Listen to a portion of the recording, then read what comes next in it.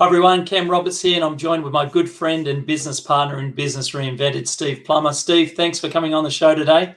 Hi Cam, great to see everyone and great to see you again. How are you going? Good, mate, good.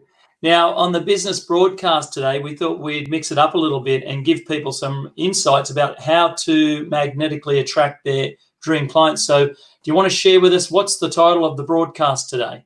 I think you just nailed it there, Cam. How to magnetically attract those most likely to buy, and that's probably the key thing in a lot of marketing. We tend to think that, and I have this discussion, you have this discussion with clients all the time, that, who's your market? Well, everyone, really? Well, no, it's not. That's the wrong answer, to be blunt. And well, how do you know who your market is? You've got to go and do some research, right? That's the key thing, and knowing their psychographic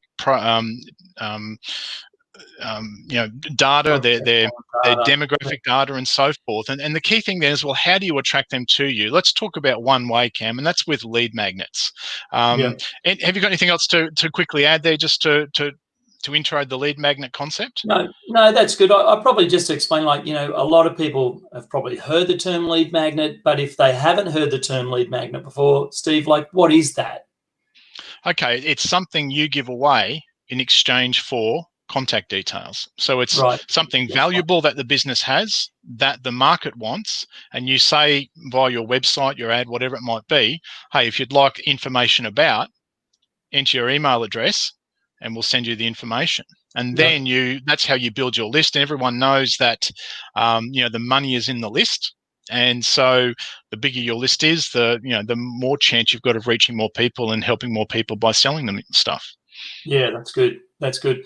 And really, it's a way of moving people from one sandpit to another sandpit. That's the way I explain it to people.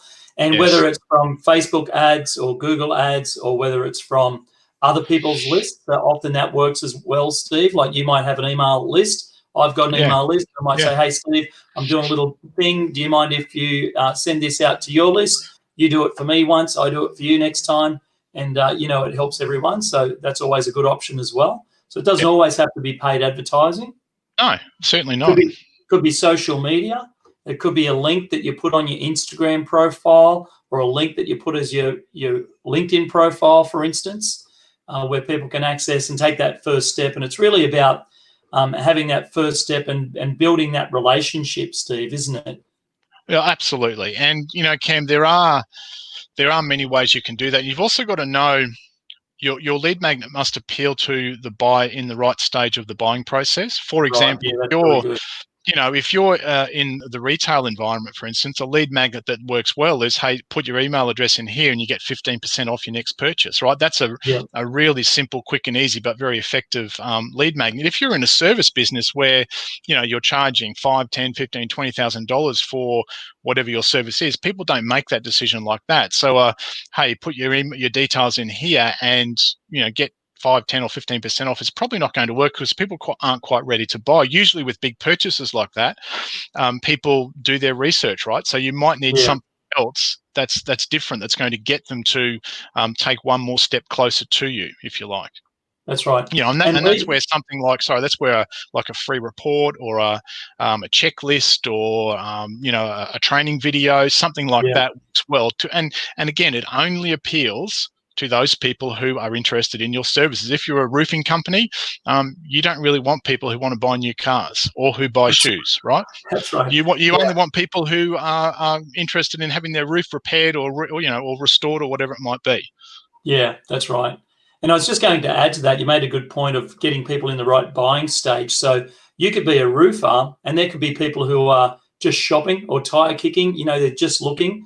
They're actually going to need a different lead magnet than someone that's ready to buy and get their roof fixed tomorrow, right? Totally. So even that should be tailored and targeted to the different types of buyers in the buying consideration stage. Yeah, totally. And that reiterates what I said before, in that you just have to know what it is you want to achieve with your lead magnet, and marrying that and matching that to where the buyer likely is in that process. Yeah. Now, Steve, you're an expert in sales language and creating words, on paper that systematically sell and make the sales process easy.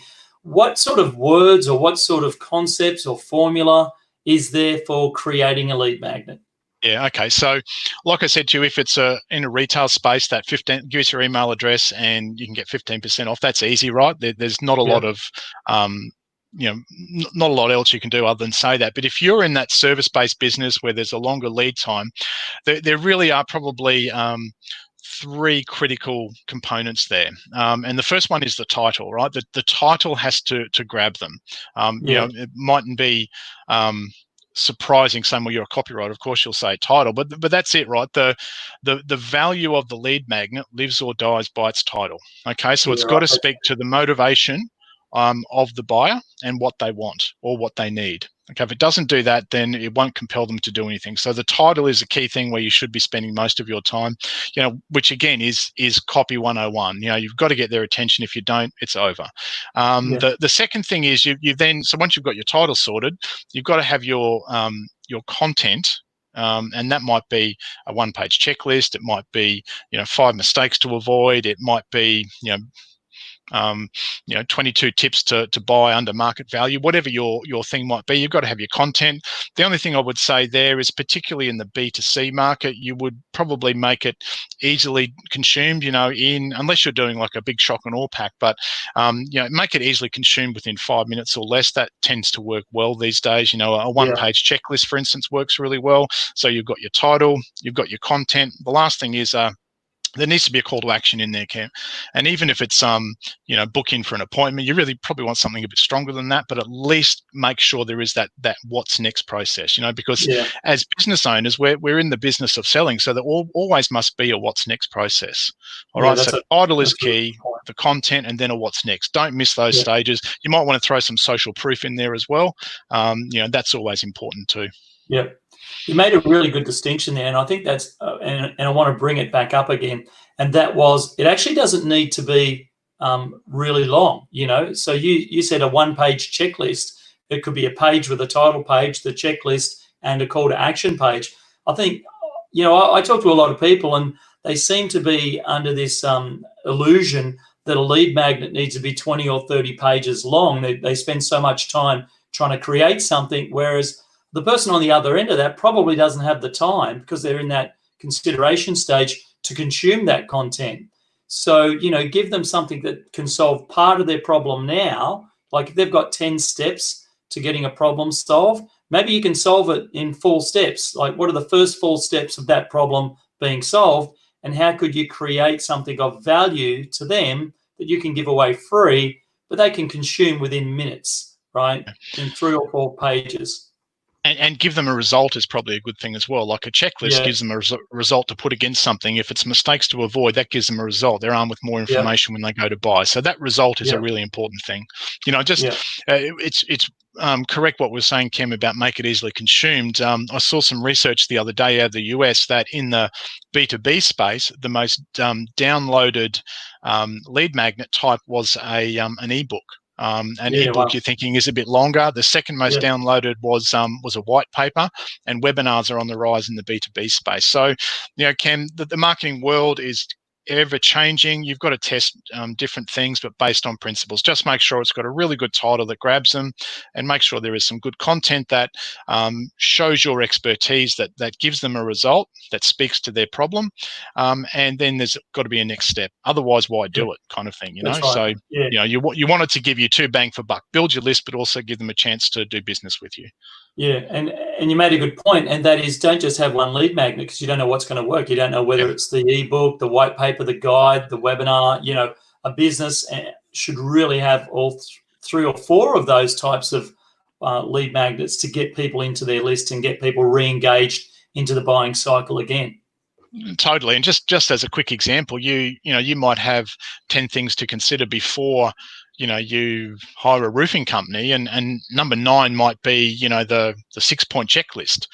It might just be that 6-point checklist is all they want, so you can take that out of the report and test that as a lead magnet of its own. So you do have to test different things. Yeah, that's good. And Steve, do you have anything to show people about what a good lead magnet looks like, or what it could look like? Yeah, absolutely, Cam. So if you we'll just bring up on the screen there, and this is practicing what we preach here. So here's a lead magnet that I've created, which is a copywriting based one, and copywriting and marketing obviously is applicable to many business owners, but it's the 13 most potent copy tips of 2020.